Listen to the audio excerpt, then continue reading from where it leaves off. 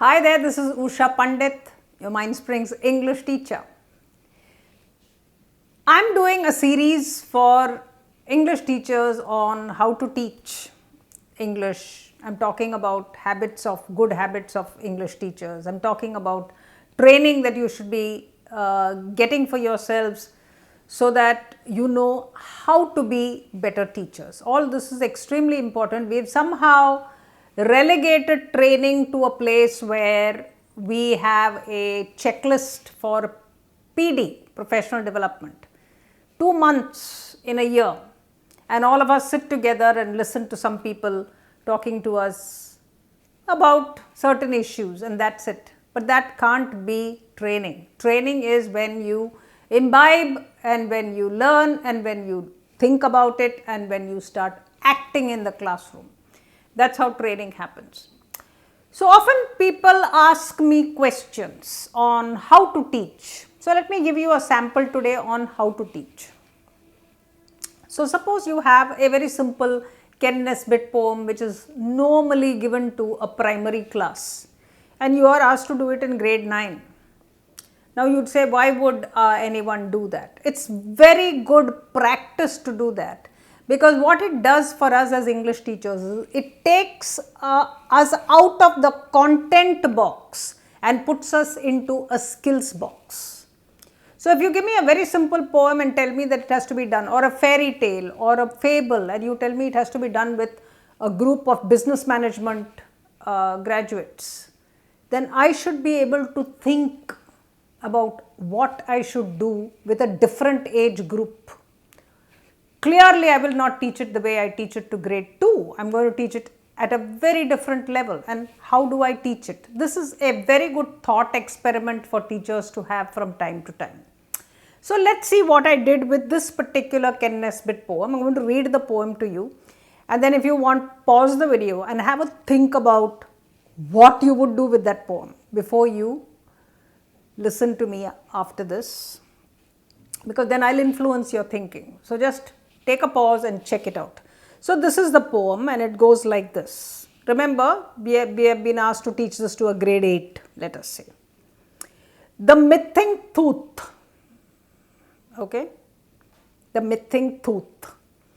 I'm having trouble speaking. Think that I lost my tooth.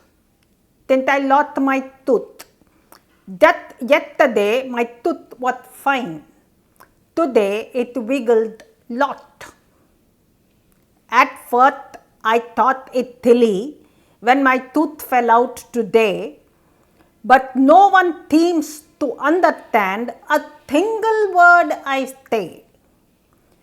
I asked my mom to close the door. She said, that would be rude. The door does not like wearing clothes. It's happy in the nude. I said a mouth was in my room and she said she'd come and see. She said, your mouth is on your face. It's right where it should be. I wonder if you understand the circumstance I'm in. I told her I was feeling thick. She said, you're looking thin. I laughed. She saw how mad I was and thought I must stop breathing. She laughed and said she didn't mean it. She was only teething. So that's a poem. It's clearly about somebody who has a lisp, small child who has a lisp, and there's this humour that comes from just misunderstanding the words. So it's by Ken Nesbitt, a lovely poem. Small children, of course, will laugh and roll all over the ground, but you have been asked to teach this to an older class, and I'm sure the older class is probably going to raise their eyebrows and yawn and say, oh my God, what have we come to, right? So they can be quite sarcastic there. But let's see what you can do. Of course, you can read and laugh with the whole class and then you try to find out where the humour lies. Now the question there to stop them in their tracks of yawning and putting on attitude is to ask them, okay guys, tell me, where does the humor lie? Now it becomes a hard question, because now I have to start thinking of where's the humor. So probably you will get answers like, oh, it's a small child, he's lisping, he didn't understand, he said his mouth, instead of mouse, he said mouth, instead of clothes, he said cloth, and that's, so what do you call that kind of humor? You need to ask them that question. What is it? Is it a pun? What do you call it? Give it a name.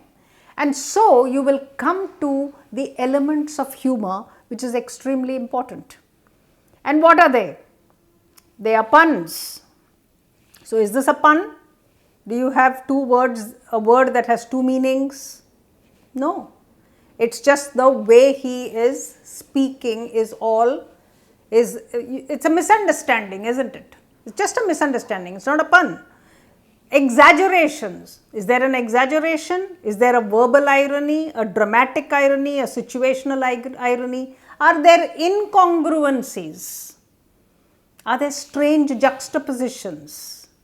Misunderstanding. Yes, that's the one. So you caught it there, but there are more elements of humor. There is mistaken identities, mix-ups, unexpected allusions, debunking, satirizing, using sarcasm, parodying, spoofing, creating absurdities, profanities, ridiculing the profound. All of these create humor. The other place you can find all this on humor is Writing with Ease, my book. Amazon or our website will give you this book, and it has a lot on all sorts of figures of speech and elements of humor. So that's another one. But do get trained on how to teach. Now you've got a really meaty class. So you've used that poem as a sort of a launching pad to move the class into talking about what kind of humor do you have. Now you can ask students to bring all kinds of humor and start expressing what kind of humor their samples contain. Now you've got an active class. You flipped the classroom. You've got students to act on your behalf. And all you're making sure is that they know their elements of humor, which will stand them in very good stead, mind you. Now you can do a lot of quotes, you can do jokes for elements of humor, and if you actually look at teeth for humor, you will find that, let me read you a couple of jokes. Be kind to your dentist, even a dentist has fillings. Be true to your teeth and they won't be false to you. Dental hygienists are very pricky people. Prick. Let's look at another one. A dentist gets to the root of the problem because he does root canals. So you can have very high level humor where language is manipulated and puns are used in order to create laughs. So you can give them a whole bunch of these jokes. I can share it with you in the description box, and then students can actually unravel and tell you where the humor is. Now you've created a solid muscle in this lesson, haven't you? What you dismissed so easily as a small little primary poem that you can do nothing about has suddenly taken on this role of a really, really rigorous high school lesson, because you as a teacher decided that you are going to give it that muscle. That's important, right? And you can do serious bits. You can talk about how teeth evolved and what canines do and what molars do, and did our teeth change over time when we changed from meat eating to vegetarian and agrarian people. You can do that sort of integration of subjects, as I call it.